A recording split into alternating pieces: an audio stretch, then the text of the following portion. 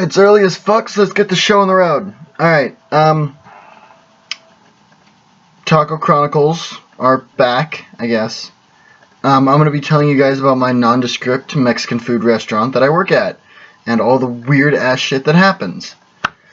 Today I'm going to tell you guys about how it all started. My first day at this nondescript Mexican food restaurant. It was weird. We were walking in because we heard that they were hiring, and it said right there on the door, on-the-spot interviews. So we walk in, and we take the interview, and it took all of like 30 seconds. They ask us if we're willing to work, if we're okay with minimum wage, and if we've ever worked, in a food restaurant before. I said I was a dishwasher, I'm willing to work, and minimum wage sounds fine. It's better than having no money at all. And boom! The last thing to do was a drug test.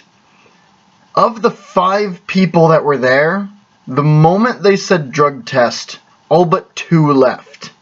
Myself and one other. And see, the reason was because if you don't take the drug test, like you deny it, that's fine, it's whatever. But if you take it and fail, they're required by law to tell the cops. And one of them just straight up asked, "How long till heroin's out of my system?" And she gives him a straight answer. He goes, "Sweet, I'll see you guys then," and comes back. He's working with us now, by the way. But my first year, I didn't say anything to anyone. I was just a yes ma'am, no ma'am, yes sir, no sir kind of guy. Usually more yeses than nos, obviously, because they're your bosses. And when I finally did start to talk to people, they kind of regretted it, because now I'm the kind of guy who doesn't shut up. But there were a lot of people I met my first year that stuck around for a year or two, some of which just vanished, others that stayed, that have made this job the thing I need to share. I'm going to be covering in these chronicles, I'm going to be covering Mad Molly, who's a wonderful person, holds a special place in my heart. The King of Birds, who can go fucking die. The champion of, my food restaurant, who's this hobo who would swing by every now and then. We call him the Taco Champ. And just a bunch of other people.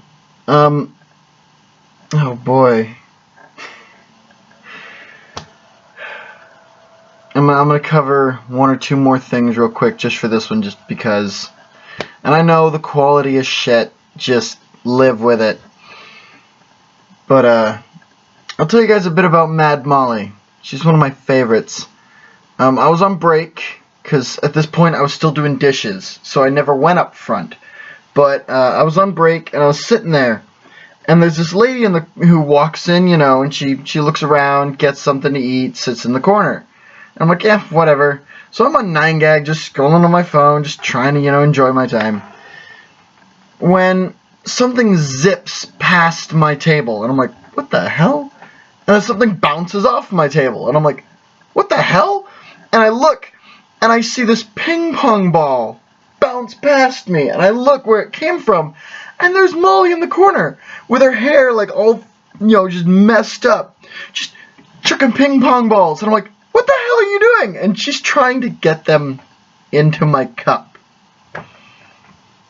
And I grab my stuff and I go into the back. I'm not dealing with this. It's not my lobby. I don't got to clean up any messes. And then later, she's talking to somebody, and it's really distracting because we don't know how to handle this.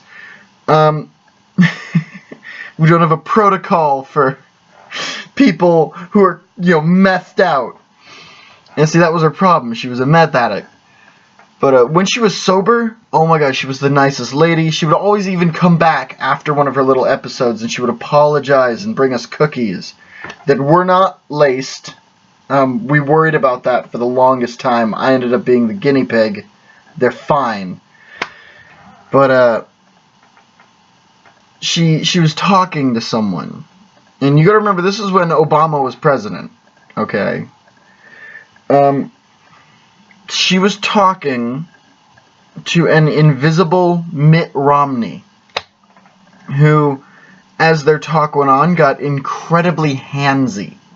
Like, really uncomfortably handsy. But after a while, she got up. When she realized that everyone was looking, she said to this invisible Mitt Romney that they should go somewhere more private, and then they left. And she left her purse here. We ended up putting it behind the counter, and she came back for it the next day. But that was so weird. It wasn't the first time it's happened either. Another time, again, when I was not a lobby dude, I was a line person this time, and I was actually a cook going on now, making up them burritos and tacos and whatever. And, it was so weird, because this was after, this was during election season for, President Trump and, stuff like that. And this time she was dealing with a handsy Donald Trump. And if you think Mitt Romney feeling someone up is bad, the image of Donald Trump on this lady is just the worst thing I think I've ever had my brain wrap around. And at this point we had a protocol in place, because this was like, 2-3 years later. We had a protocol for this. And that was to just tell her to leave, or we're going to call the cops. And she bugged out the moment that was going to happen. But, it for all intents and purposes, she had claimed the store. And, this was after the passing of the, taco champion.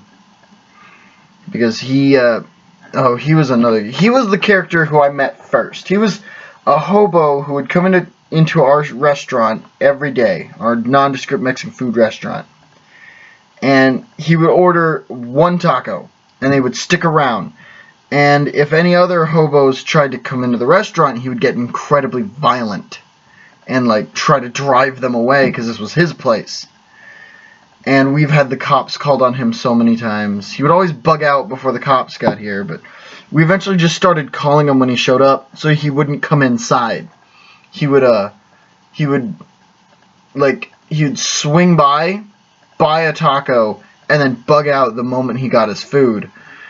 And it was just so odd to see it happen. And then one day, I'm leaving, and there's a bunch of ambulances outside. And he's on the ground with a stab wound or something. So it's a lot of blood. And I was like, well, that is the passing of the taco champion. Farewell, my friend. You were horrible. But that's enough for one day.